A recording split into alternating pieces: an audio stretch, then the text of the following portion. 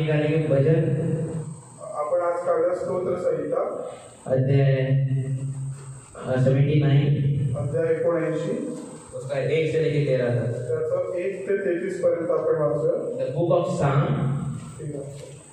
स्तोत्र संहितेचं पुस्तक चैप्टर 79 अध्याय 79 वर्स 1 to 13। त्याचं 1 ते 13।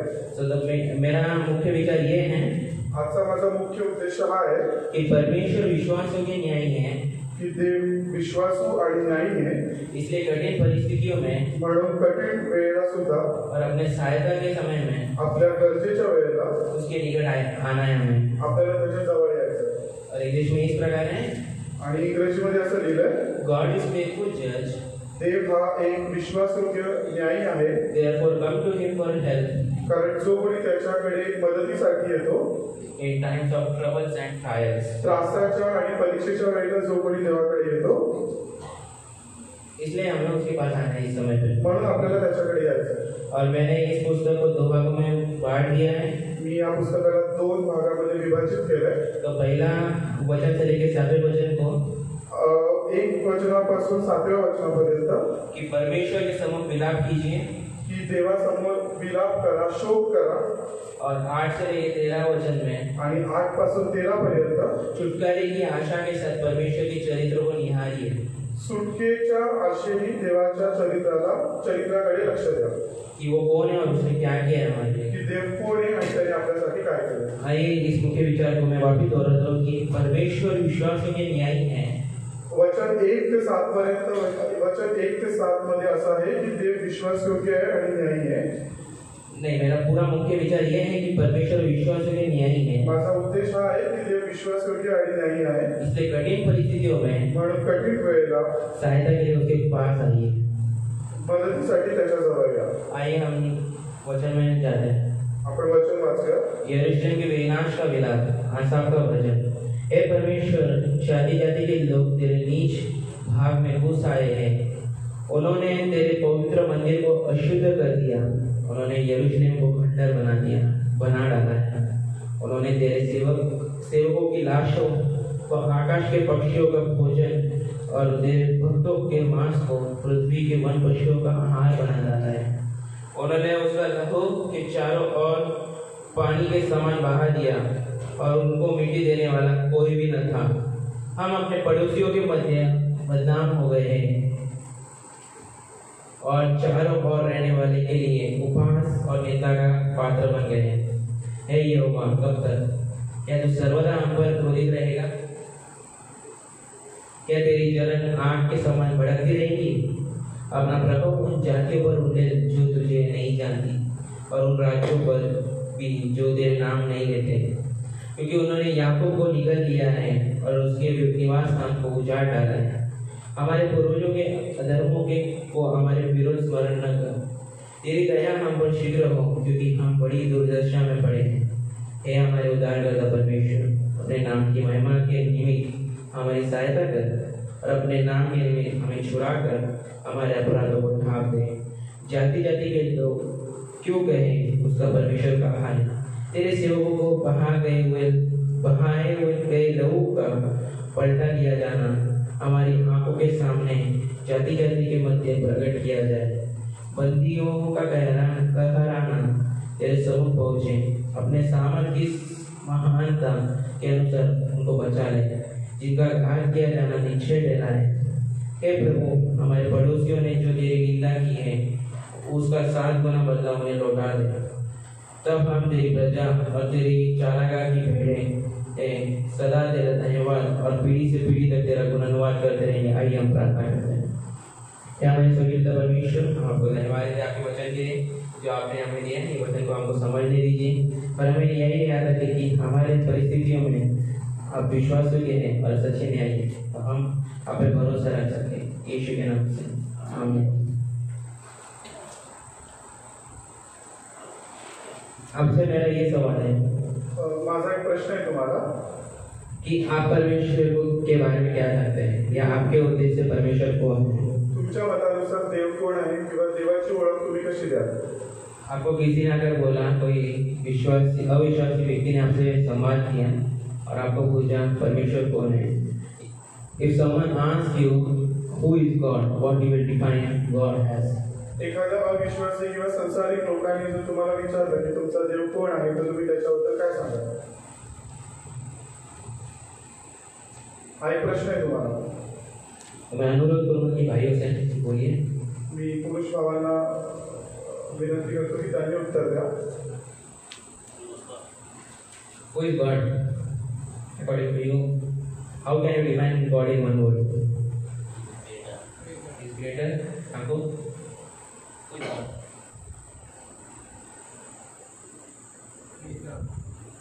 Is greater leader? Internet. Heman bhai?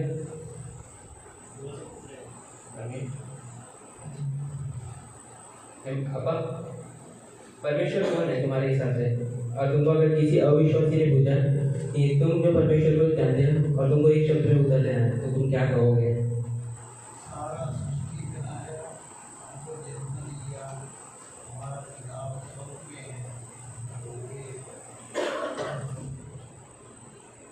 तो सौरभ भाई आपके लिए परमेश्वर कौन है? या आपको कभी कोई पूछा है कैसे हिसाब से पूछ रहा है कि who is God, how you will define it?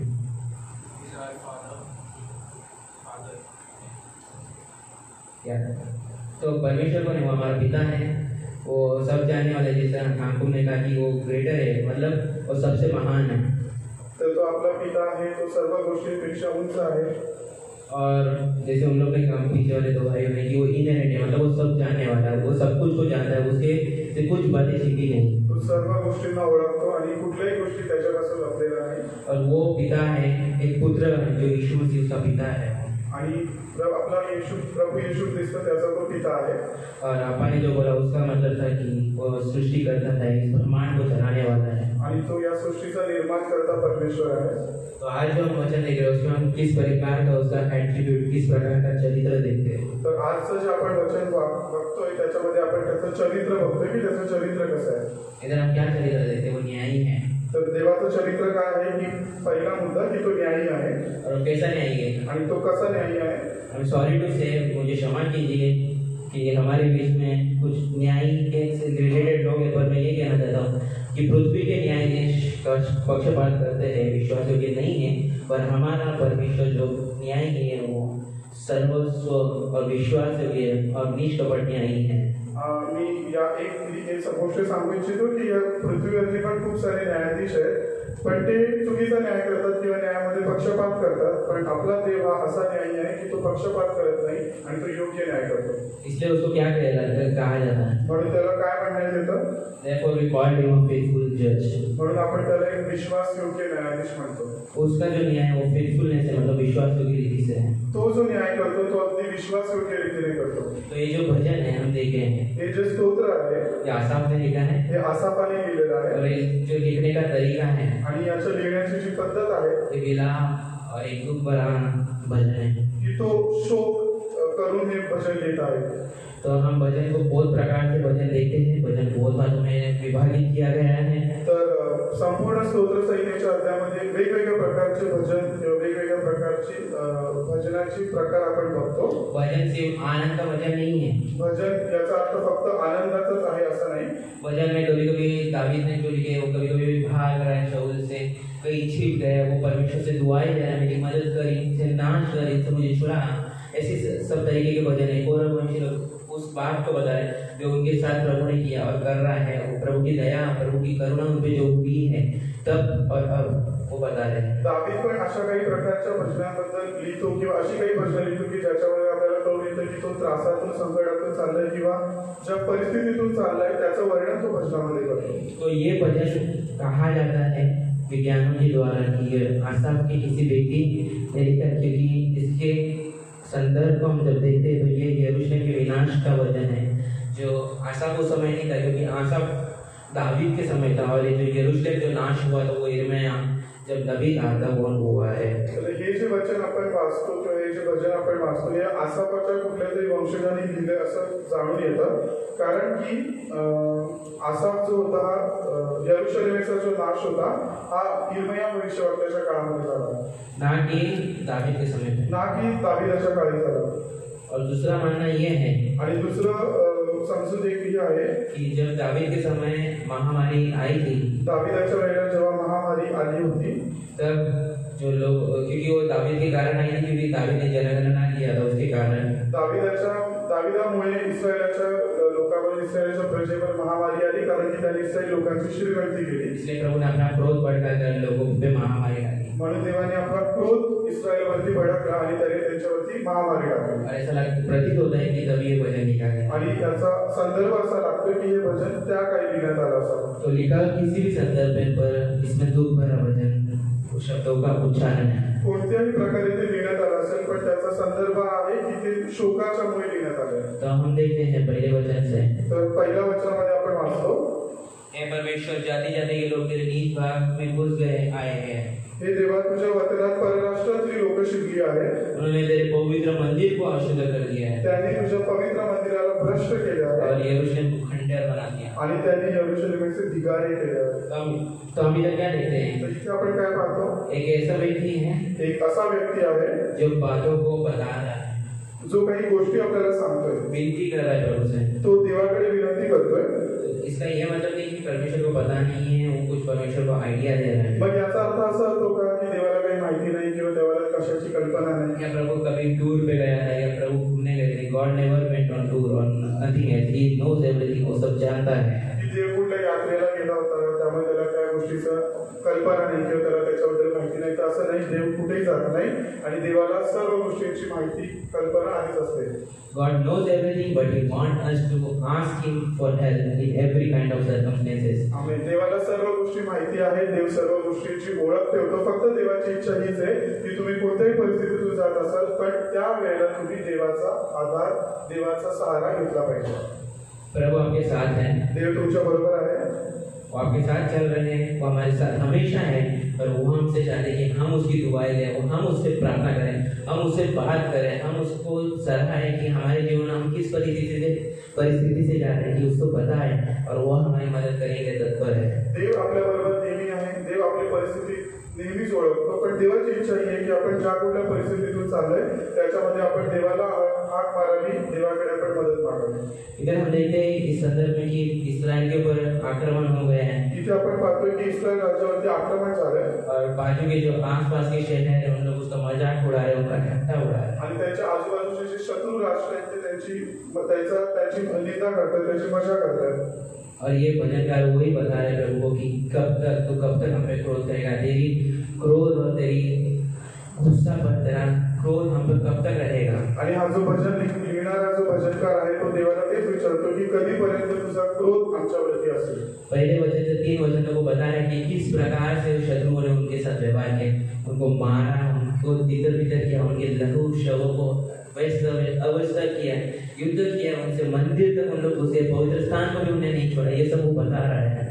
वचन 1 ते 3 पर्यंत शत्रू राष्ट्रांनी त्यांच्याशी कशा पद्धतीने व्यवहार केला, त्यांना कसा छळ केला, त्रास केला, देवाच्या मंदिराची विटंबना त्यांनी कशी केली याच्याबद्दल तो लिहितो। मंदिर को अशुद्ध करने का मतलब क्या है? मंदिराची विटंबना केली म्हणजे काय केलं? तो उस समय जो मंदिर बनाया गया था शलोमोन के द्वारा, शलोमोनाद्वारे जे मंदिर बांधण्यात आलं होतं वो भव्य था, ते खूप मोठं भव्य मंदिर होतं, और 2 पिलर पे खड़े थे जो पीतल के थे, आणि ते 2 खांबावरती उभारण्यात आलं होतं जे पितळेचे खांब होते, और वो भव्य इतना है कि उसकी जो हाइट थी वो बहुत गंभीर थी, लोग उसको देखते थे। ते मंदिर इतकं भव्य होतं, विशाल होतं की ते खूप उंच होतं आणि लोक ते त्याची महानता बघायचे, और उसकी प्रशंसा करते थे, people used to magnify God for the thing, आणि देव त्याच्यात आणि लोक त्याच्याद्वारे देवाची प्रशंसा करायचे, देवाचा गौरव करायचे, क्योंकि वो मंदिर को बनाने में परमेश्वर ने उसकी मदद की, कारण ते मंदिर बनवण्यासाठी सुद्धा देवाने त्याची मदत केली होती, शलोमोनाची। पर इधर शत्रु लोग आगे क्या कर रहे हैं, उन लोग सैक्रिफाइस चढ़ा रहे, कौन सी अशुद्ध प्राणियों की, जो बातें परमेश्वर ने मना किया था करने मंदिर में वो कर रहे हैं। पण आता इथे आपण काय बघतोय की शत्रू लोक येऊन, शत्रू राष्ट्रातली लोक येऊन त्या परमेश्वराच्या मंदिराची विटंबना करतात, ज्या प्राण्यांना देवाने अशुद्ध ठरवलं होतं की ज्यांना बली द्यायचा नाही अशा प्राण्यांना ते बली देतात, और यरूशलेम को खंडर बना रहे हैं, आणि यरूशलेमाला त्यांनी पूर्ण एक ढिगारा म्हणजे त्याला एकदम खंडर बनवून टाकलं त्यांनी. What is खंडर का मतलब क्या? What is the mean by a barren place? खंडर का मतलब खंडर या शब्दाचा अर्थ काय? जहाँ पे सब कुछ नाश किया जाता है, उद्ध्वस्त किया जाता है बातों को. जिथे काही गोष्ट ठेवण्यात येते, सगळ्या गोष्टी उद्ध्वस्त केल्या जातात. The places are being burned and it is put under the fire where no one can stay. जिथे जी अशी जागा की जिला आगीने संपूर्ण जाळून टाकून तिला इतकं विद्रूप केलं जातं की जिथे कोणी राहू नाही शकत. लोग उसको पुनर्स्थापित नहीं कर पाते जल्दी से. ज्याला लोग पुनर्स्थापित किंवा त्याला पुन्हा आधीसारखं बनवू नाही शकत. ऐसे जगह बना दिए किसको? यरूशलेम को. असं त्यांनी यरूशलेमला केलं. यरूशलेमवर त्यांनी असा व्यवहार केला. और उसको क्या किया? उधर लोगों को, शवों को एकदम ठीक लगा दिया. मतलब एकदम लोगों की शव ही जहाँ पे भी आता लोग इधर शव उधर शव उधर शव. लोग अपने भाई बंधु अपने दोस्तों के शव को पहचान रहे कि ये मेरा दोस्त था, ये मेरा पड़ोसी था. इतने शव ही शव दिख रहे हैं. आणि त्यांनी लोकांचे यरूशलेमच्या लोकांचे त्यांचं प्रेताचा ढिगारा लागला. इतक्या लोकांची प्रेत तिथे पडण्यात आली. और उनका लहू जो यरूशलेम की चारों ओर पानी के समान बह रहा है. लहू पानी के समान बह रहा है. मतलब सोचो. आणि रक्त तिथे पाण्याच्या सारखं वाहत होतं. तो ये जो ये लिखा है ये लिटरल मतलब ऐसा बह रहा है, ऐसा नहीं कि भाई अनुमान लगाया जाए. एक बातों को दर्शा है किस प्रकार से क्रूरता से लोगों ने किया. तर इथे जे आपण वाचतो याच्याद्वारे आपल्याला हे आपल्याला इथे कळतंय की किती क्रूर रीतीने ते त्या काळी वागले आणि किती क्रूर परिस्थिती त्या काळी होती. First thing it shows the cruelty of the Mankind. आणि याच्याद्वारे एक पहिला मुद्दा आपण शकतो की मनुष्य जातीची क्रूरता आपल्याला बघायला मिळते. शत्रु लोग कितने क्रूर थे उस समय. तेव्हाचे शत्रू, त्या काळचे शत्रू राष्ट्रातील लोक किती क्रूर होते. और लोग किस प्रकार से लोगों पे आक्रमण कर रहे हैं, लोगों को उद्ध्वस्त कर रहे हैं. आणि ते कशा प्रकारे लोकांना त्रास देत होते, कशा प्रकारे ते लोकांना उद्ध्वस्त करत होते. और उस समय हम देखते हैं 5वें वचन में. आणि 5व्या वचनामध्ये आपण वाचतो इधर भजनकार रो रहा है, परमेश्वर की दुआएं दे रहा है. आता इथे जो भजन लिहिणारा आहे, जो भजनकार आहे, तो देवाकडे आरोळी मारतोय, देवाकडे समोर तो रडून प्रार्थना करतोय. वो बोलता है कब तक पिता. की तो विचारतोय की देवा हे कुठपर्यंत चालेल. क्या तू सर्वदा हम पर क्रोधित रहेगा? की तू नेहमीच आमच्यावरती रागावशील का? क्या तेरी जलन की आग के समान भड़कती रहेगी? तर तुझा राग अग्नीच्या प्रमाणे प्रत्येक वेळेला आमच्यावरती असाच भडकत राहील का? हम इधर तो मैंने आपको पहले भी कहा कि ये सब बातें किस प्रकार देखिए, न्याय करने बैठा है. तर हे हा जो प्रसंग आपण कसा बघतोय की एक न्यायाधीश न्याय करायला बसलाय. एक न्याय करने वाला व्यक्ति न्याय करने बैठा. वो क्या कर रहा है? न्यायाधीश कपट से कर रहा है. देख रहा नहीं उसके सामने कौन है. उसके भी लोग अगर उन्होंने गलती किया उनको भी वो शिक्षा दे रहा है. तर इथे जो न्यायाधीश न्याय करते तो कसा अगदी निष्कपट पद्धतीने तो न्याय करते. तो हे बघत नाही समोर कोण आहे. जरी त्याची लोक असतील आणि ते चुकीचे वागले तर तो त्यांचाही त्याच पद्धतीने न्याय करतो. 6वें वचन में हम देखते हैं अपना प्रभु उन जाति पर उंडेल जो तुझे नहीं जानती. 6व्या वचन असं म्हणतंय की जी राष्ट्र तुला ओळखत नाही, जी राज्य तुझे नाव घेऊन दावा करत नाही, त्यांच्यावरती तर सुद्धा तू आपल्या क्रोधाचा मारा कर. So the psalmist is praying that remove your anger from us because we are being kind to you. We are trying our best, but the people are mocking us. Help your anger to pass on them. मतलब वो कह रहा है कि परमेश्वर तेरे क्रोध हम पर है. हम जानते हैं कि हम पर कितनी बड़ी रीति से हम पर से हटा, हम दीन हो रहे, नम्र हो रहे, अपने पापों को पश्चाताप कर रहे हैं, पर तू उन पर अपना क्रोध दिखा जो तेरे लोगों की निंदा कर रहे, तेरे को निंदा कर रहे हैं. इथे भजनकार काय म्हणतोय की देवा आम्ही आमच्याकडून जे पाप झाले, आमच्याकडून जे चुका केल्या, त्याच्याबद्दल तुझा जो क्रोध आहे तो आमच्यापासून दूर कर आणि अशा लोकांवरती कर की जे लोक तुला ओळखत नाही, ज्यांनी तुझ्या विरुद्ध पाप केले, त्यांच्यावरती तुझा क्रोध कर. और इधर भजनकार ये नहीं कर रहा है प्रभु मैं प्रार्थना करता हूँ तू ये कर, प्रभु तू ये कर अभी के अभी. इसे भजनकार असं नाही म्हणते की तू आत्ताच्या आत्ता कर, देवा मी जसं म्हणतोय तसं कर. और ये नहीं बोल रहा मैं को करने दे, मैं लड़ रहा हूँ, मेरी सहायता कर, ऐसा नहीं बोल रहा. तो असंही म्हणत नाही की मी याच्या विरुद्ध लढते, तू मला मदत कर. वो एक दया की प्रार्थना प्रभु से बोल रहा है कब तक तू हम पर अपनी क्रोध कम कर और उन पे दिखा जो तेरी निंदा कर रहे हैं. तो अगदी दयेने, अगदी दयेच्या द्वारे तो देवाकडे प्रार्थना करतो की तू आमची मदत कर आणि कुठपर्यंत चालेल. और एक रिक्वेस्टेबल लाइक एक प्रेयर मतलब रिक्वेस्ट कर रहा है, विनती कर रहा है आणि तो देवाकडे काकुतीची विनंती करतोय. हम देखते हैं इधर कि परमेश्वर हमारा परमेश्वर है. हम जब उसे प्रार्थना करते हैं तो हमको बहुत सारी परीक्षाएं आती है, बहुत सारी विभिन्न रीति से लोग परेशान करते हैं हमें. आपण इथे वेळेस बघतोय की जेव्हा आपण देवाकडे प्रार्थना करतो तेव्हा लोक आपली निंदा करतात, लोक आपल्याला त्रास देतात आणि खूप वेगवेगळ्या पद्धतीच्या परीक्षा आपल्या जीवनामध्ये येतात. आज हम मसीह लोग जब रहते अपने सांसारिक जीवन में संसार में रहते हैं, हम जब संसारिक जीवन जीते हैं, जब हम प्रभु के साथ रहते हैं, तो हमारे शरीर और हमारे प्राण में हमेशा युद्ध रहता है. क्या रहता है? आत्मिक युद्ध. पर उसमें हमको जीत कौन देता है? परमेश्वर. क्योंकि परमेश्वर ने कहा है कुछ हथियार दिया है, हम जब उसका उपयोग करते हैं और हम जब बैटल करते हैं स्पिरिचुअल वारफेयर मतलब आत्मिक युद्ध, तब परमेश्वर हमारी मदद करता है उसकी आत्मा के द्वारा कि हम लड़े और हमारे शरीर की बातों को मार कर हम उसकी महिमा करें जो हमारे लिए रखा गया है. जेव्हा आपण या जगामध्ये शारीरिक रीतीने आपलं जीवन व्यतीत करत असताना आपला प्राण आणि आपलं शरीर या दोघांमध्ये एक आत्मिक युद्ध चालू असतं आणि त्याच्यामध्ये आपण जेव्हा देवाकडे प्रार्थना करतो तर त्यावेळेला देव आपल्याला मदत करून आपल्या आत्म्याला तो नेहमी विजय करत असतो आणि आपल्या शरीरावरती तो अधिकार देत असतो. और वापस वो और स्पेसिफिकली बता रहा है, he is pointing out specifically, वो वापस एकदम बारीकी से बता रहे हैं कि याकूब के जो जगह है उस नगर को उजाड़ दिया है. आणि तो पुन्हा एक विशेष पद्धतीने तो आपल्याला सांगतो की याकोबाची जी वसतिस्थान होतं त्याला सुद्धा त्यांनी नाश करून टाकलं और उन्होंने उसके निवास स्थान को उजाड़ डाला है आणि त्यांनी त्याला ओसाड केले म्हणजे तिथे आता काहीच राहिलं नाही. 8वें वचन में हम देखते हैं कि एक अश्योरेंस जो बोलते हैं ना, एक सहानुभूति जो 8व्या वचनामध्ये आपण बघतो की एक सहानुभूती एक सांत्वना बद्दल आपण बघतो. ये सहानुभूति हमको कब दिखती है और हमको ये सहानुभूति से हम क्या सीखते हैं कि हम लड़ रहे हैं, हम परिस्थिति में लड़ रहे हैं, हम हार रहे हैं, पर हमें एक अश्योरेंस है कि प्रभु हमारी सहायता करेगा, प्रभु हमको हमारे स्पिरिचुअल स्ट्रगल से बाहर निकालेगा. हमारे आत्मिक जो परिस्थिति में हम गिर रहे हैं, लड़ रहे हैं, संघर्ष कर रहे हैं, उसमें से हमें वो निकलने में मदद करेगा.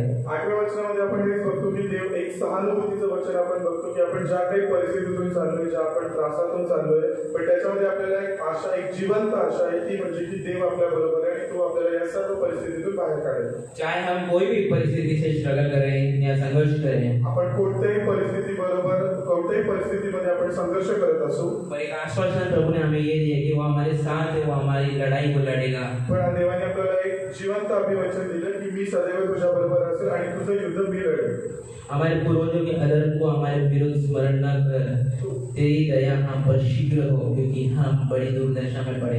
एक खूप सुंदर प्रार्थना तो देवाला सांगतो की आमच्या पूर्वजांनी जी पापं केली, जी दुष्कर्म केली त्याची तू आठवण करू नकोस आणि तुझी करुणा आमच्यावरती नेहमी होत असू दे, कारण की आम्ही फार दुर्दशेमध्ये पडलो आहोत. वो ये कह रहा है कि प्रभु तेरी जो दया शिक्षा तूने हमारे बाप दादाओं की गई करतूत हुआ, मतलब उन लोगों ने जो बातें हमारे लिए की है, हमारे विरुद्ध तेरे विरुद्ध की है, उसके कारण तेरा ग्रहण हम पे नहीं पड़ता. हम तो कुछ नहीं किए, परंतु तेरी दया हम पे दिखा कि हम नाश हो रहे, हम बड़ी दुर्दशा में पड़े, क्योंकि तेरा क्रोध इतना भयंकर है. तो काकोतीची विनंती देवाला करतोय की देव बाबा आमच्या पूर्वजांनी जी पापं केली त्या पापांची शिक्षा तू आम्हाला देऊ नकोस, कारण आम्ही तर नाही काही केलं, पण आमच्या वंशजांनी जी पापं केली त्याची शिक्षा आम्हाला देऊ नको, तर तुझी दया आमच्यावरती दे. इधर मैं रुककर आप भाइयों और सबसे कहना चाहता हूँ, इथे मी थोडंसं थांबून तुम्हाला एक सांगू इच्छितो. हम हमारे जीवन में बहुत बड़ी संघर्ष करते हैं. हमको लगता है कि हमारे पूर्वजों से आया है या हम संघर्ष कर रहे हैं, ये नहीं है. हमारे पापों के कारण हम पर परिस्थिति विकट आती है, क्योंकि हमारे पापों की गलतियों के कारण हम पे शिक्षाएं होती है. आपण कधी कधी असा विचार करतो की आपल्या जीवनामध्ये कठीण परिस्थिती असते, संघर्ष असतो आणि परिस्थिती बदलत नाही, तेव्हा आपण असा विचार करतो की माझ्या पूर्वजांचा श्राप किंवा माझ्या पूर्वजांच्या पापाची शिक्षा मला भेटत असेल. तर असं नाही, आपण जे काही चुका करतो किंवा जे काही चुकीच्या गोष्टी करतो त्याची शिक्षा आपल्याला मिळत असते. और हम प्रभु बोलते कब तक तू मेरे को शिक्षा करेगा, कब तक तू मेरे साथ ऐसा व्यवहार करेगा. आणि आपण देवाला उगीच बोलत असतो की देवा हे कधीपर्यंत तू माझ्या जीवनामध्ये करशील. प्रभु इधर कहते हैं, देव इथे आपल्याला सांगतो भजनकार के द्वारा, या भजनकाराच्या द्वारे प्रभु दयालु है, देव दयाळू आहे. वो अपने लोगों पे कृपा दृष्टि करते हैं. आम्ही तो आपल्या लोकांवरती सदैव कृपा दृष्टी करतो. चाहे हम कैसे भी बिगड़े पात्र हो, आपण कितीही बिघडलेलं पात्र का असू दे, लोग हमारी कितनी भी निंदा करें, लोकांनी आपली कितीही निंदा करू दे, लोग हम कुछ भी बोले, लोकांनी आपला काहीही बोलू दे, लोग सोचे ये लाइक वो बोलते हैं ना तिब्बती में अनुपयोगी पात्र है, जिसे कभी कभार इस्तेमाल किया जाता है. जेव्हा काही लोक आपल्याबद्दल असं पण बोलतात की हा बिन कामाचा, हा काही कामाचा नाही, अशा सुद्धा रीतीने आपल्याबद्दल बोलण्यात येतं. प्रभु हमको इस्तेमाल करते हैं, पण तरी सुद्धा देव आपल्याला त्याच्या कार्यासाठी वापरतो. People may say anything about you, don't care about it. Jesus is with you. Jesus never leaves you. Jesus is with you. Have this comfort in your life. आमेन. लोकांनी तुमच्याबद्दल काही बोलू दे, किती नकारात्मक भाषण करू दे, पण एक गोष्ट नेहमी लक्षात ठेवा की देव तुमच्या बरोबर सदैव आहे आणि देव तुमच्यावरती सदैव तशीच प्रीती करत आहे. Jesus will lead you. Jesus Jesus will help you in your spiritual struggles. Don't worry whether the world say you anything. जग तुमच्याबद्दल काही बोलत पण येशू कधी तुम्हाला सोडणार नाही आणि तुमच्या आत्मिक संघर्षामध्ये तो नेहमी तुम्हाला लीड करत राहील, म्हणजे नेहमी तुम्हाला मार्गदर्शन करत राहील आणि नेहमी तुम्हाला तो पुढे नेत राहील. आप चाहे किस भी बुरी परिस्थिति से स्ट्रगल कर रहे हो आपके जीवन में, चाहे आप झूठ से स्ट्रगल कर रहे हो या विचार में स्ट्रगल कर रहे हो या कुछ भी ऐसी बातों से आप स्ट्रगल कर रहे हैं जिससे आपकी निकलने की इच्छा है पर आप निकल नहीं पा रहे हो, ask help, plead to God, घुटने पे आइए, प्रार्थना कीजिए, प्रभु से मदद मांगिए, प्रभु मुझे सहायता कर, मैं इसमें से निकलना चाहता हूँ, प्रभु आपको मदद करेगा. कोणत्याही पापाच्या बंधनामध्ये तुम्ही अडकले असाल आणि त्याच्यातून बाहेर निघण्यासाठी तुमची इच्छा आहे की ते पाप तुमच्यापासून न व्हावं, त्याच्यातून तुम्हाला बाहेर निघण्याची इच्छा असेल तर त्याच्यासाठी त्या आत्मिक संघर्षामध्ये देव तुमच्या बरोबर नेहमी आहे. देवाची इच्छा आहे की तुम्ही त्याच्यासाठी प्रार्थना करावी, देवाच्या समोर आपले गुडघे टेकून देवाकडे प्रार्थना करा, देव नक्की तुम्हाला त्याच्यातून बाहेर काढेल. परमेश्वर न्यायी है, देव न्यायी आहे और ये भजनकार जानता है कि परमेश्वर न्यायी, इसलिए न्याय की पुकार कर रहा है. आणि हा जो भजन लिहिणारा आहे, हा जो भजनकार आहे, त्याला याची खूप चांगली कल्पना आहे की देव हा न्यायी आहे म्हणून तो त्या पद्धतीने भजन लिहितो. ये बाहर के लोग क्या कर रहे हो, उनकी उपहास कर रहे हैं, उनकी मजाक बना रहे हैं, उनको तुच्छ देख रहे हैं. प्रभु बोल रहे हैं छोड़ो उनको, सामने बोल रहा है उनकी और तू देख, तू उनकी और कर, हमको मदद करके हम इसमें से बाहर निकले. शत्रू राष्ट्रातील लोक काय करतात, शत्रू राष्ट्रातील लोक येऊन त्यांची निंदा करतात, त्यांचा उपहास करतात, त्यांची मजा बघतात, पण तरी सुद्धा जो भजनकार आहे तो काय बोलतो की देवा तू आमच्यावरती दया कर. परमेश्वर क्षमा करने वाला व्यक्ति है. He has the attribute of forgiveness. देव हा क्षमाळू आहे आणि त्याचा स्वभावच आहे की नेहमी क्षमा करणे. And he has a character to forgive his people. आणि त्याचं चरित्रच आहे की तो आपल्या लोकांना नेहमी क्षमा करतो. हमारे पास ये चरित्र नहीं कि हम क्षमा कर सके एक दूसरे को. आपलं चरित्र असं नाही की आपण सहज कोणालाही क्षमा करावी. हमें बहुत घमंड है ना, आपल्यामध्ये खूप अहंकार आहे, मी पण आहे. हमको क्या लगता है अगर मैं क्षमा किया तो सामने वाला सोचेगा मैं गिर गया. आपण हाच विचार करतो नेहमी, आपण हा नेहमी चुकीचा विचार करतो की मी जर एखाद्याकडे क्षमा मागितली तर समोरचा माझ्याबद्दल काय विचार करेल.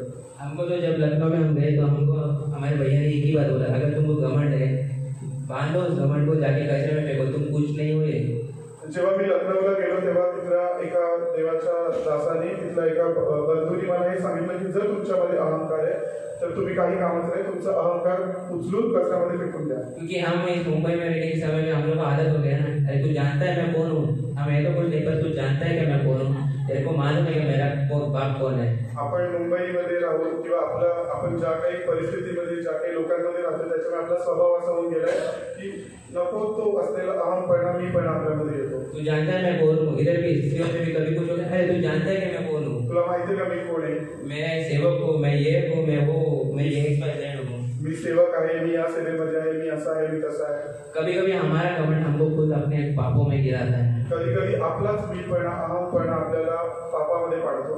अगर हम हमारे घमंड को बाजू में रखकर प्रभु की और दृष्टि करेंगे, प्रभु हमारी सहायता करेंगे. जेव्हा आपण आपल्या मीपणाला, गर्वाला बाजूला ठेवून जेव्हा आपण देवाकडे नजर लावू, देवाकडे दृष्टी लावतो, देव आपल्याला त्याच्यामध्ये मदत करेल. प्रभु घमंडियों को नीचे करता है, किसको, निर्धन को क्या करता है, ऊपर करता है. कौन निर्धन का मतलब क्या है, जो घमंड नहीं करते, जो परमेश्वर को मानते हैं, परमेश्वर के पीछे चलते हैं, उन लोगों को उठाता है. देव गर्विष्ठांचा विरोध करतो आणि नम्र लोकांवरती तो दया करतो.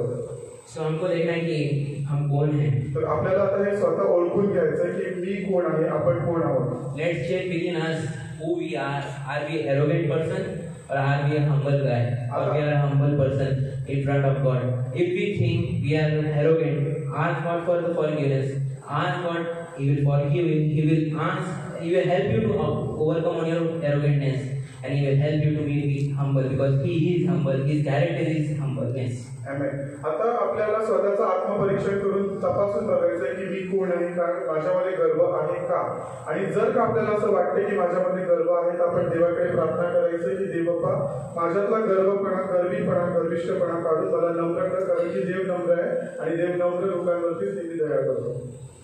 परमेश्वर का चरित्र नम्र है. देवाचं चरित्र नम्र आहे.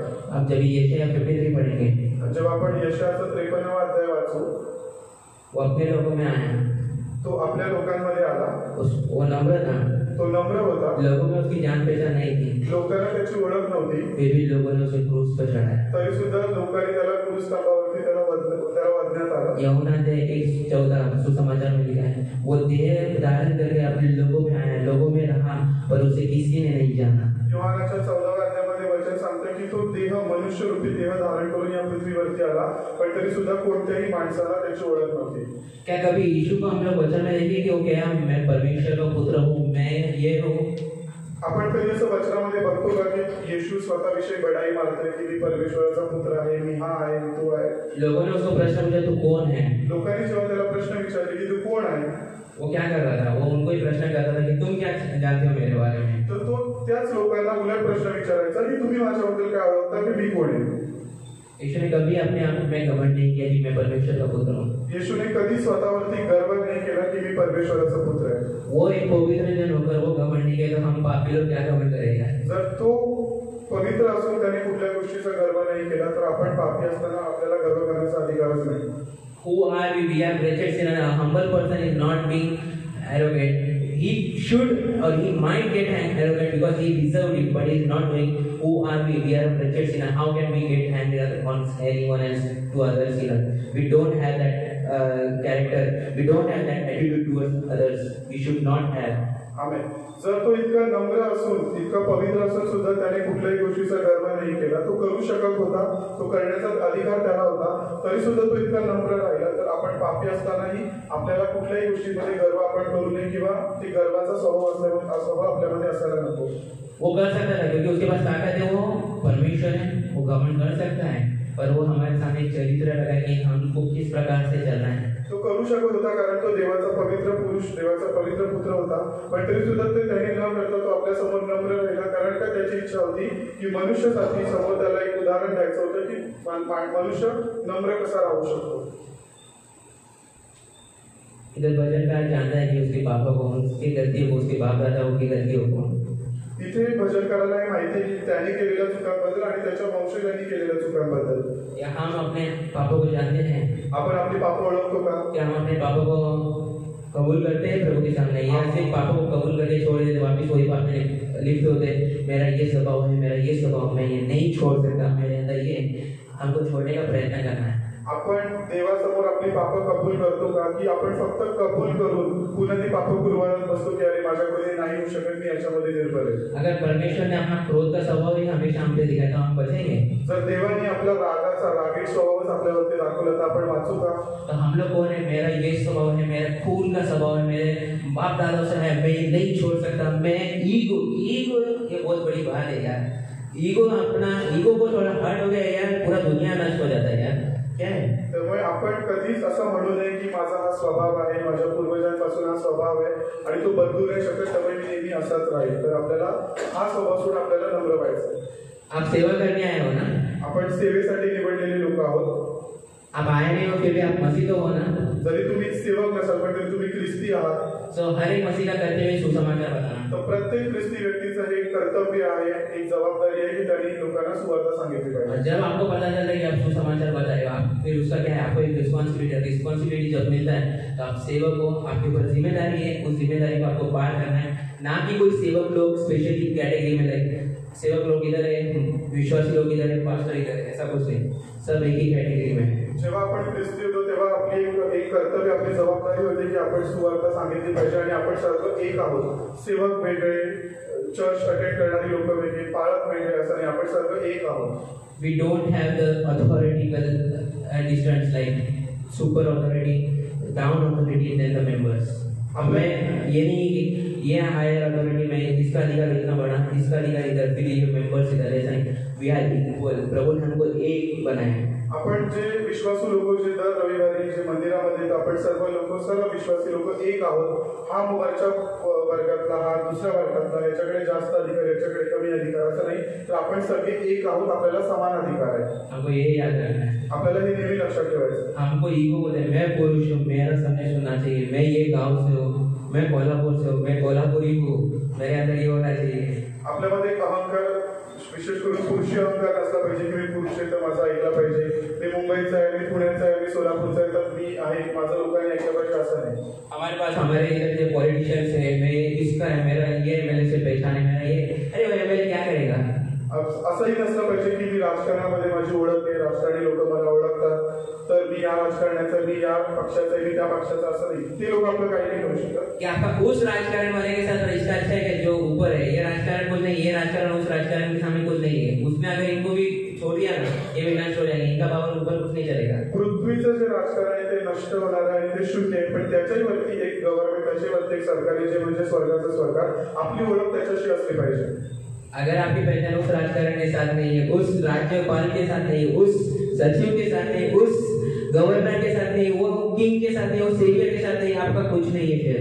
त्याच्यामुळे जर आपली ओळख त्या राजकीय स्वर्गीय राजकीय अधिकाऱ्यांशी नाहीये तर याचा अर्थ आपल्या या पृथ्वीवरती काही नाही होऊ शकत। इधर भजनकार परमेश्वर की अनुग्रह की भीख मांग रहा है, अनुग्रह के लिए दया मांग रहा है। इथे भजनकार देवाच्या कृपेसाठी विनंती करतोय, विनती कर रहा है, रो रो के विनती कर रहा है वो। रडून रडून तो देवाकडे विनंतीची प्रार्थना करतोय। जब हम आगे देखते हैं वो छुटकारे की आशा के साथ परमेश्वर के चरित्र को निहार रहा है। तो सुटकेसाठी देवाच्या चरित्राकडे तो लक्ष लावतोय, तो प्रार्थना करतोय। अब पहला क्या चरित्र बताता है? आणि देवाचं पहिलं चरित्र आपल्याला काय दिसतंय? वो पापों को ढांप देता है। तो आपल्या पापांची रास झाकून टाकतो। In verse 9 we see he hide our sins. He is the one who hide our sin, who forgives our sin, who reconcile us with the God the Father, who help us to know Him, who is He.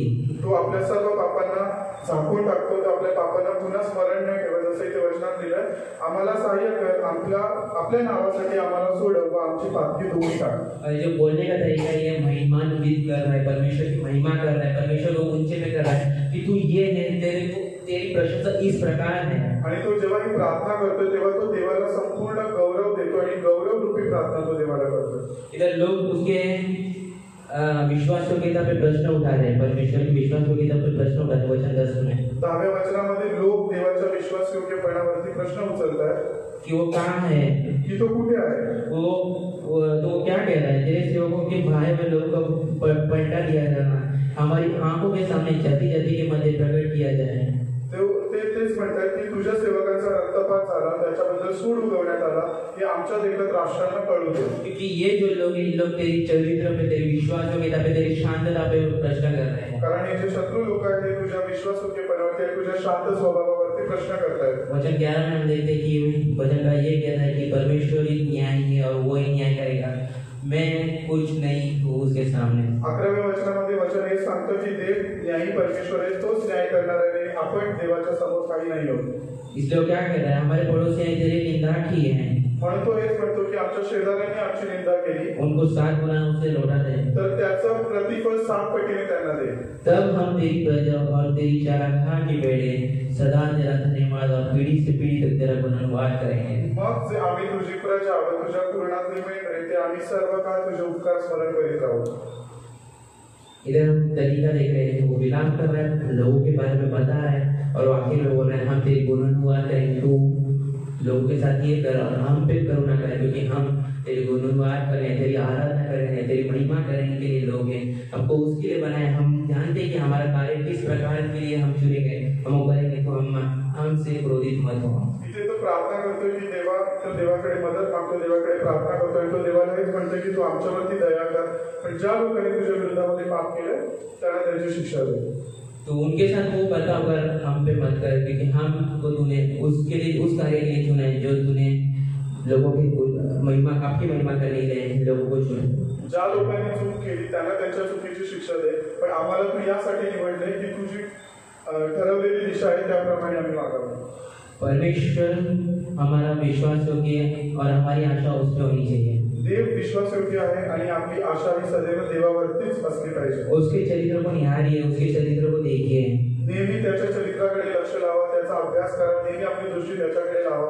और वही है जो उद्धार को प्रबंध करता है। He is the God who provides the salvation, free gift of salvation to His people, to all the mankind, whoever He needs. आमेन। देव असा परमेश्वर आहे की संपूर्ण मनुष्य जातीमध्ये जे त्याच्या उद्धाराचा शोध करतात त्या लोकांना तो उद्धार देतो। जिसको चाहिए, उसने जिसको चुना है कि इसे उद्धार मिलना चाहिए, उसे वो दे देता है, वो पक्षपात नहीं करता। ज्या लोकांवरती त्याची दया झाली, ज्या लोकांना त्याची इच्छा आहे की ज्या लोकांना उद्धार प्राप्त व्हावा त्यांना तो उद्धार देतो आणि तो कुठल्याही गोष्टीमध्ये पक्षपात करत नाही। हम कभी कभी क्या करते हैं? आपण कधी कधी काय करतो? पक्षपात करते हैं। आपण पक्षपात करतो। मैं खुद के बारे में बताता हूँ। मी स्वतःबद्दल सांगू इच्छितो कि जब मैं पीटर जोसेफ को देखता हूँ, जेव्हा मी पीटर जोसेफला बघतो, मैं जो मतलब देखता हूँ वो दोनों साथ में रहते हैं, मी बघतो की ते भाऊ भाऊ दोघे एकत्र असतात, तो मैं जोसेफ को ज्यादा प्यार करता हूँ, पीटर को कम करता हूँ। तर मी जोसेफला जास्त प्रेम करतो, मी पीटरला कमी प्रेम करतो। आखिर में वो दोनों मेरे भांजे हैं। पण ते दोन्ही माझे भाचे आहेत. पर पीटर मेरे को बोलता है मामा मेरे से ज्यादा भाई को प्यार करते हैं, जोसेफ को प्यार करता हूँ. पण पीटर मला नेहमी हेच बोलतो की मामा तुम्ही माझ्यावरती प्रेम न करता जोसेफला जास्त प्रेम करता. मैं अगर फोन पे किया तो पीटर उठाता है, मैं थोड़ा बात करूंगा पीटर से, जोसेफ को देने बोलता हूँ. मी जेव्हा पण त्याला फोन करतो जर पीटरने फोन उचलला तर मी त्याला त्याच्याशी थोडंसंच बोलतो पण मी जास्त जोसेफ बरोबर बोलतो. और जोसेफ एकदम आलसी इंसान है, जैसा हेलो मामा कैसे हो, एकदम आलसी इंसान, फिर भी मैं उससे बात करता हूँ. आणि जोसेफ एकदम आळशी पद्धतीने आळशी रीतीने बोलतो पण तरी पण मी त्याच्याशी जास्त बोलतो. मैं क्या कर रहा हूँ, पक्षपात कर रहा हूँ. मी ते भेदभाव करतोय, पक्षपात करतोय. आज का वचन मेरे लिए भी है, हम सबके लिए. आजचं वचन माझ्यासाठी तुम्हासाठी आपल्या सगळ्यांसाठी. हम अपने चरित्र में, हम हमारे सेवा कार्य में क्या हम पक्षपात कर रहे हैं? आपण आपल्या रोजच्या जीवनामध्ये आपण आपल्या सेवेमध्ये का आपण पक्षपात करतो का? या हम सोच रहे हैं यार ये पक्षपात कर रहे थोड़ी, हम ये थोड़ा है तो पक्षपात में नहीं है, ये पक्षपात नहीं है, ये पक्षपात नहीं. हम डिसाइड कर रहे हैं कि ये क्या है, हम डिसाइड कर रहे हैं कि ये क्या है, की हम परमेश्वर को डिसाइड करने दे रहे हैं कि ये क्या है. की आपण आपल्या वागण्याद्वारे आपण उगाच आपली चुकीची समजूत करून घेतो की आपण पक्षपात करत नाही. आपण देवाला विचारतो का की आपण पक्षपात करतोय, आपण भेदभाव करतोय का? I am speaking to that people who think that people are doing partiality with us, people are doing not right with us, people are doing this thing that I will talk to you, I will say you, I will be you, don't follow that thing. Believe that God has done nothing wrong to you. He has done already everything to you for you. Depend on God. Ignore the people who are doing. God will provide nice things, good things for you. He has kept everything. He is with you. The world is forsake you, but He will be always with you for the end of the earth. आमेन. देव अशा लोकांशी बोलतो की जे असा विचार करतायत की माझ्याबरोबर पक्षपात केला जातोय, मला त्रास आहे, माझ्याबरोबर भेदभाव केला जातोय. पण देव आपल्याला एक सांत्वन, देव आपल्याला उत्साहित करतोय की लोकांनी तुमच्याबद्दल काहीही विचार करू दे, लोक तुमच्याबद्दल काहीही चुकीचं बोलू दे, पण एक गोष्ट कधी विसरू नका की संपूर्ण लोक तुम्हाला विसरतील, ते तुम्हाला सोडून जातील, पण देव सदैव आज, उद्या आणि युगाच्या शेवटपर्यंत तुमच्या बरोबर आहे आणि तो सदैव तुम्हाला मदत करत आहे. मैं भी पहले यही सोचता था जब मैं कॉलेज में था कि ये भाइयों में पक्षपात हो रहा है. मेरा जो दोस्त पवन, मेरा जूनियर था, मैं उसे हमेशा बोलता था ये गलत हो रहा है, ये गलत हो रहा है. मी कॉलेजला असताना माझं शिक्षण पूर्ण करत असताना मी भावामध्ये मी असं पाहिलं की पवन जो माझा ज्युनियर आहे, जो माझा खालच्या वर्गातला मित्र आहे, त्याच्याबरोबर पक्षपात केला जातोय. और मैं उसको बताता था कि ये हो रहा है गलत. पर मैं अब जब थोड़ा पढ़ने, मतलब मैं इस पर थोड़ा सोचने लगा, मैं वचन में ढूंढने लगा कि पक्षपात मैं हमेशा बोलता हूँ ये क्या सही है. मी त्याला नेहमी सांगायचो की तुझ्याबरोबर चुकीची वर्तवणूक केली जाते, तुझ्याबरोबर चुकीची वागणूक केली जाते. पण मी जेव्हा देवाच्या शास्त्राचा अभ्यास केला तेव्हा मी स्वतः विचार केला की हा पक्षपातच आहे का? मेरे साथ भी पक्षपात हो रहा था. मैं भी हमेशा उसको बोलता था तेरे साथ हो रहा है, मेरे साथ हो रहा है, तेरे साथ हो रहा है, मेरे साथ हो रहा है, ये अच्छा नहीं है, ये अच्छा नहीं है. मी त्याला नेहमी म्हणायचो की तुझ्याबरोबर पण भेदभाव केला जातोय, माझ्याबरोबर पण भेदभाव केला जातोय, ही चांगली गोष्ट नाहीये. Let's fight for it. हम इसके लिए लड़ेंगे. हमारे साथ पक्षपात हो रहे हैं, हमारे साथ नाइंसाफी हो रही है, हमारे ये अच्छा नहीं हो रहा है, हम हमेशा बात करते हैं. आपण याच्यासाठी वाद करू, आपण याच्यासाठी लढू. और परमेश्वर मुझे ये कहता है, पण देव आपल्याला याच्याद्वारे सांगतोय तुम कौन हो भाई लड़ने वाले? की तुम्ही लढणारे कोण आहात? तुम पक्षपात को रोकने वाले कौन हो? भेदभावाला, पक्षपाताला थांबवणारे तुम्ही कोण आहात? क्या तुम परमेश्वर की जगह पे ले रहे हो अपना जगह? की देवाचं स्थान तुम्ही घेताय का? उस व्यक्ति को पक्षपात करने दो, पश्चाताप नहीं, उसको पश्चाताप करने दो, पक्षपात नहीं करने दो. त्या व्यक्तीला, समोरच्या व्यक्तीला पश्चाताप करू दे की त्यांनी जे काही केलं त्याच्याबद्दल त्याला पश्चाताप होऊ दे. पक्षपात नहीं करने दो. त्याला पक्षपात करू देऊ नका. अगर वो करता है रहने दो. तो करतो त्याला करू दे. प्रकाशित वाक्य में क्या लिखा है? प्रकटीकरणामध्ये काय लिहिलंय? जो पाप में रहा है उसको लगे रहने दो. जो ज्या पापामध्ये अडकलाय त्याला ते करत राहू दे. ये नहीं कि आप उसको कभी बताओ कि आप वचन से उसको सिखाओ. परमेश्वर का वचन क्या होता है? पहले जाके उसके वही की प्रीति से बात कर, फिर एक भाई को लेके जाके बात कर. अगर वो नहीं सुना, पास्टर के पास लेके आ. पास्टर के सामने भी वो डर रहा नहीं है, चर्च के सामने लेके आ. देवाचं वचन हे शिकवतं की एखादा बंधू, आपल्या मंडळीतला एखादा बंधू जर एखाद्या पापामध्ये आहे तर आपण स्वतः जाऊन त्याच्याशी बोललं पाहिजे. 2-3 भावांनी मिळून त्याच्याशी बोललं पाहिजे. देवाच्या सेवकांद्वारे त्याच्याशी बोललं पाहिजे. मंडळी समोर त्याच्याशी बोललं पाहिजे. I am talking about the church discipline which is written in the Matthew chapter 16. I think you all might know about it. The church discipline is saying that go to the one special person who is ongoing through sin, help him to convey the sin. Or take another person if he is not living, take another person, third person. If he is not living, bring it to the elders of the church, then take to the church. Otherwise, rusticate him or excommunicate from the congregation. यही बात है जो परमेश्वर हमें रीति बताया है, एक चर्च डिसिप्लिन का। गलातिकरांच्या पत्रानुसार मंडळीच्या शिस्तीविषयी आपण बघतोय की एखादा बंधू जर एखाद्या पापामध्ये आहे तर त्याच्याशी कशा पद्धतीने वर्तवणूक केली पाहिजे, आणि जरी सुद्धा इतक्या सर्व लोकांनी समजवल्यानंतर सुद्धा जरी तो बदलत नसेल तर चर्चला संपूर्ण अधिकार आहे की त्याच्याबद्दल एक ऍक्शन घेण्याची, त्याला चर्चच्या बाहेर काढण्याची। और उसको निकालने के बाद ऐसा नहीं कि वो बाहर है, पर उसके लिए चर्च में भी प्रार्थना करे, प्रभु उसको बदलो, उसके हृदय को बदलो, और जल्दी मतलब उसमें प्रोसेस है। पर आजकल चर्च क्या करता है, रुकता है, थोड़ा धैर्य लेता है, प्रेयर करता है। लोग प्रेयर करो, आप लोग किसके लिए प्रेयर किए? जेव्हा कुठल्याही एखाद्या व्यक्तीबद्दल जर का चर्च किंवा मंडळी एखाद्या व्यक्तीबद्दल निर्णय घेते तर त्यानंतर मंडळीच्या लोकांचं हे काम आहे की त्यांनी त्याच्यासाठी प्रार्थना केली पाहिजे आणि आपण त्या व्यक्तीसाठी थांबलं पाहिजे, आपण त्या व्यक्तीची वाट बघितली पाहिजे। हमको उस बंदे के बारे में पता चला, हम क्या करते हैं? आपल्याला जेव्हा एखाद्या व्यक्तीबद्दल समजलं तर आपण काय करतो? फोन निकालते हैं, अरे ये बहन को अच्छा लग रहा है, मेरे को बताना, चल हेलो। आपण फोन करतो आणि आपण आपापसामध्ये त्याची चर्चा करतो। अगर ये बहन अपने को बोली अरे तू गलत कर गया, अच्छा मैं गलत कर, ठीक है मैं रखती हूँ फोन। आणि जर का समोरची ख्रिस्ती व्यक्ती जर आपल्याला वचनाच्या द्वारे सांगते की आपण हे चुकीचं करतोय, ब्रदर तुम्ही चुकीचं करताय, तुम्ही असं सांगितलं नाही पाहिजे, आपण त्याचा फोन करतो, आपण दुसऱ्याला फोन करतो। और हम ऐसे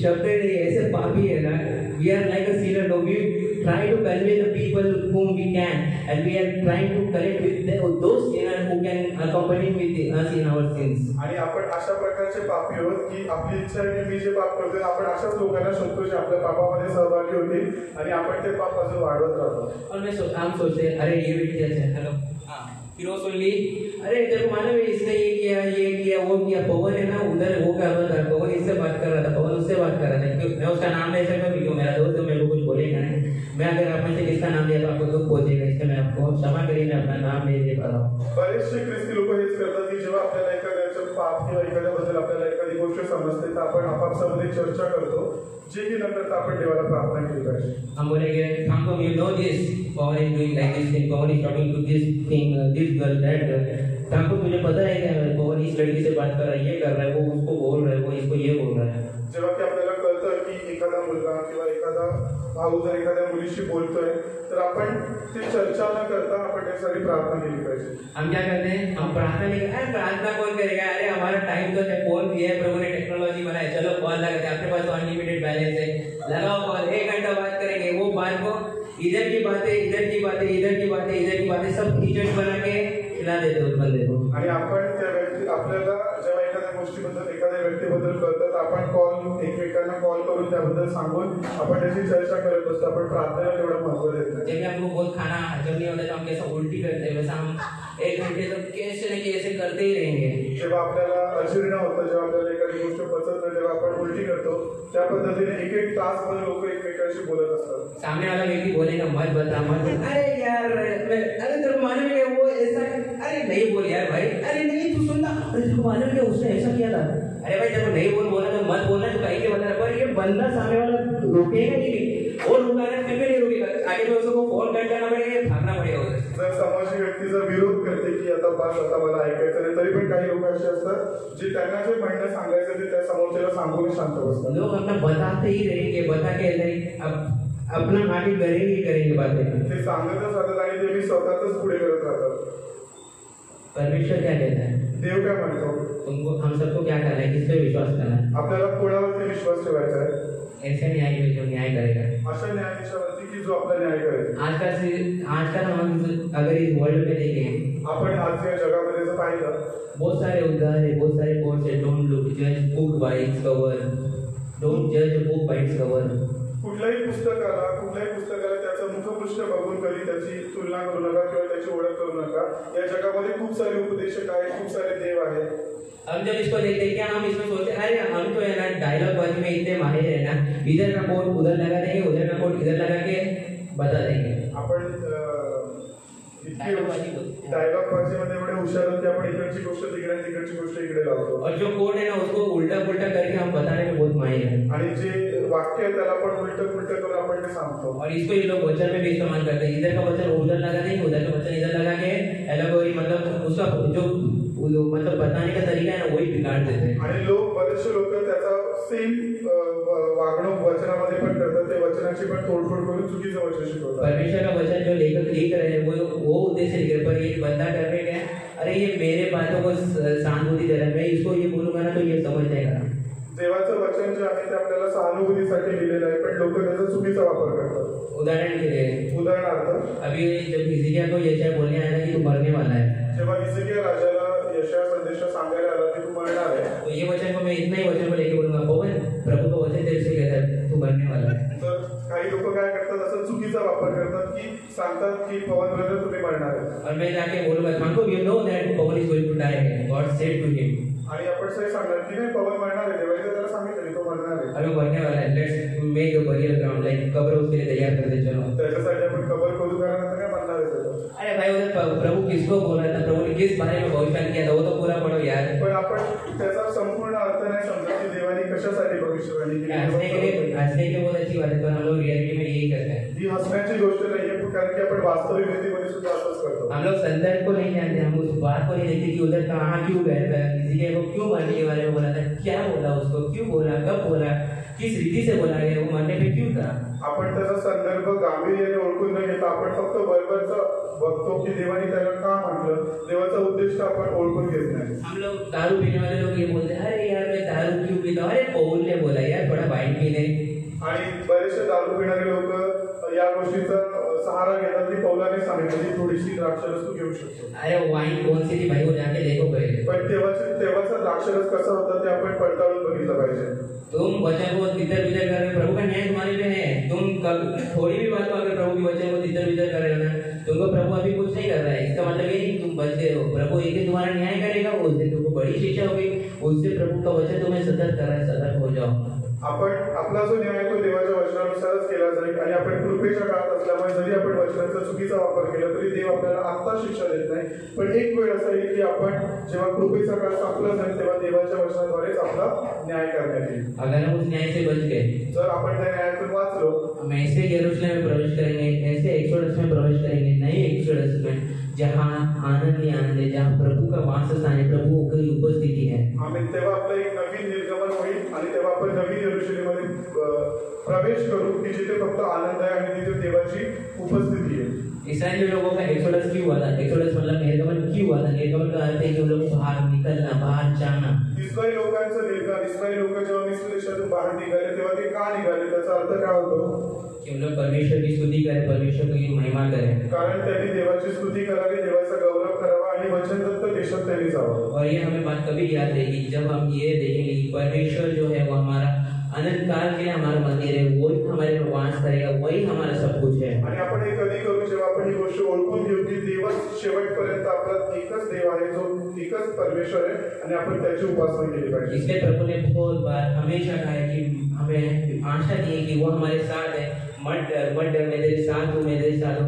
हम क्या होते हैं, हम जब लोनली फील करते हैं, हमारे साथ कोई नहीं, हमारे सब लोग चले गए, हमारे माता पिता कब कब फोन नहीं उठाते, बिजी हो जाते हैं, या हमारे लाइक पारिवारिक रीति से सास ससुर नहीं है, या घर में नहीं है, या बच्चे नहीं सुन रहे हैं, हम लोनली फील कर रहे हैं. पर प्रभु के नाम मैं हूँ तेरे साथ, मैं 24 घंटे हूँ, मैं सब जगह पे हूँ. तेरे माता पिता तेरे साथ नहीं है, तेरे बाल बच्चे तेरे साथ नहीं, तेरे सास ससुर तेरे साथ नहीं, तेरे कोई भी लोग तेरे साथ नहीं, मैं हूँ, आई एम विथ यू.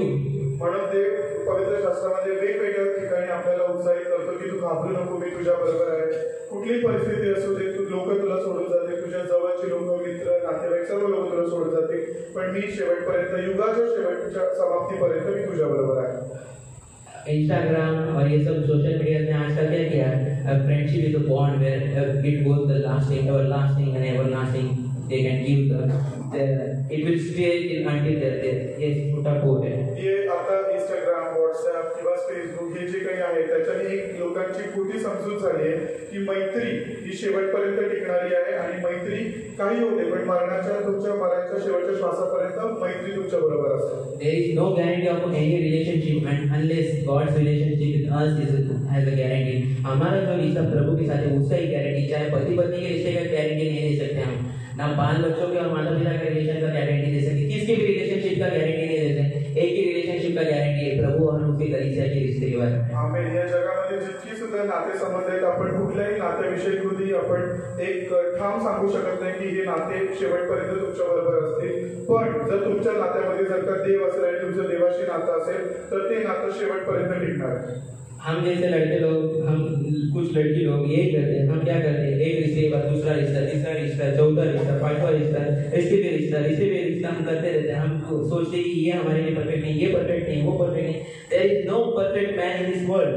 आपण तरुण, स्पेशली खास करून तरुण मुलं मुली आपण हा विचार करतो की हा माझ्यासाठी योग्य नाही, तो माझ्यासाठी योग्य. आपण असे लोकांची मनुष्याची पारख करत बसतो. पण या तसं बघायला गेलं तर या जगामध्ये कोणताही पुरुष किंवा कोणतीही स्त्री परिपूर्ण नाही. अगर आपको परफेक्ट बनना चाहिए, जर तुम्हाला परिपूर्ण जोडीदार पाहिजे, if anyone perfect being in this world like gents you want, if you want to marry a perfect girl, जर पुरुषांना किंवा तरुणांना जर तुम्हाला एका परिपूर्ण स्त्री किंवा तुमच्यासाठी योग्य जोडीदाराबरोबर तुमचा विवाह करायचा अगर आहे, आप लड़कियों को परफेक्ट एक अच्छा आदमी चाहिए, यीशु के जैसे आदमी चाहिए, शादी मत करो. Don't get married. आणि जर मी मुलींना पण हे सांगू इच्छेल की जर तुमची अशी इच्छा असेल की मला एक परिपूर्ण पुरुष, येशू सारखा परिपूर्ण पुरुष जर हवाय तर तुम्ही लग्न करू नका, कारण की तसं कोणीच नाहीये. है ही नहीं यार. तसं कोणी आहेच नाही. सब में पाप है, सगळ्यांमध्ये पाप आहे, सब पाप के आधीन है. सगळ्यांमध्ये दुर्बलता, पाप पर सगळ्यांमध्ये. एक बात है, पण एक गोष्ट आहे, प्रभु उस पाप से बचाने में माहिर है. प्रभु वो जानता है, प्रभु उनको बचाएगा. देव त्या लोकांना त्या पापातून बाहेर काढण्यासाठी परिपूर्ण आहे आणि तो त्यांना त्याच्यातून बाहेर काढेल. हम क्या करते हैं, हम हमारे आंदोलन ये लगा विचार लगा, अरे ये बंदा ये करता है, वो बंदा ये करता है भाई. उसको आदमी जीवन में देखो क्या वो प्रयत्न कर रहा है उस पाप से निकलने का. आपण बाहेरचं रूप पाहतो की अरे हा मुलगा किंवा हा पुरुष या पापामध्ये, हा त्या पापामध्ये, पण आपण त्याचं आत्मिक जीवन बघतो का की तो त्याच्यातून बाहेर निघण्यासाठी किती तडफड करतोय. मसीह की पहचान इस प्रकार होती है कि जो मसीह पाप से बाहर निकलने में संघर्ष करता है वो विश्वासी एक विश्वासी है. मसीह और विश्वासियों की पहचान यही है कि हम पाप से बाहर निकलने में संघर्ष कर रहे हैं और हम प्रयत्न कर रहे हैं, हम लड़ रहे हैं, पाप में लड़ रहे हैं और प्रभु हमारी मदद कर रहे हैं. वही मसीह है. पर किंतु जब हम देखते हैं अविश्वासी लोग कि उन लोग क्या कर रहे हैं, पाप में इंजॉय कर रहे हैं, पाप में आनंद कर रहे हैं, और पाप में रहते हुए इंजॉय कर रहे हैं. They are not struggling, but we are struggling because we are the children of God. We believe in that Jesus Christ. We believe in the ultimate sacrifice which He has done for us. हम जब उसके उस अनंतकाल के काम को करते हुए हम देखते हैं कि उसने हमारे लिए जो किया, हम वो याद रखते हुए जब हम पश्चाताप करते हैं, हमारा परमेश्वर बनता है. खऱ्या ख्रिस्ती व्यक्तीची ओळख कशाने पडते की एखादा ख्रिस्ती व्यक्ती जर तो कुठल्या पापामध्ये आहे पण आत्मिक रीतीने तो त्या पापातून बाहेर निघण्यासाठी जर धडपड करतोय, त्यासाठी जर तो संघर्ष करतोय आणि त्यासाठी जर का तो देवाकडे मदत मागतो, देवाची विनंती करतोय, याचा अर्थ तो खरा ख्रिस्ती आहे. कारण की असे बरेचसे लोक जे आपल्या पापाचा आनंद घेऊन त्याच्यामध्ये जगतायत, पण जो खरा ख्रिस्ती आहे तो नेहमी त्याच्यातून बाहेर निघण्यासाठी धडपड करतो. आखिर में शेवटी हम नहीं जानते हमारे जीवन में क्या होगा. आपल्याला नाही माहिती भविष्यात आपल्या जीवनामध्ये काय होईल. आपके जीवन में परमेश्वर का न्याय किस प्रकार आएगा क्योंकि हम नहीं जानते कि आप किस प्रकार का विश्वास करते हो. आपल्याला नाही माहिती कारण की भविष्यामध्ये कुठल्या प्रकारे देवाचा न्याय आपल्यावरती येईल, कारण की आपण कुठल्या पद्धतीचा विश्वास करतोय आपल्याला माहित नाही. अगर हम सच में परमेश्वर पे विश्वास कर रहे हैं, परमेश्वर के वचन के अनुसार चल रहे हैं, तो आपके पास एक आशा है. जर का खरंच तुम्ही देवाच्या वचनावरती विश्वास ठेवताय तर आपल्याकडे एक जिवंत आशा आहे की आप उस निर्गमन में प्रवेश करोगे जो आपके लिए रखा गया है. की आपण एका अशा निर्गमनामध्ये आपण प्रवेश करू जे आपल्यासाठी ठेवण्यात आलं आहे. आइए हम उस परमेश्वर की स्तुति करें, आराधना करें, उस आशीषित आशा के लिए हम उसके लिए धन्यवाद दें. आणि आपण अशा देवाची स्तुती, उपासना, आराधना करूयात आणि आपण अशा देवाकडे लक्ष लावूया. We don't know about anything, but let's hope for the new Exodus, for the blessed Exodus which He has kept for us.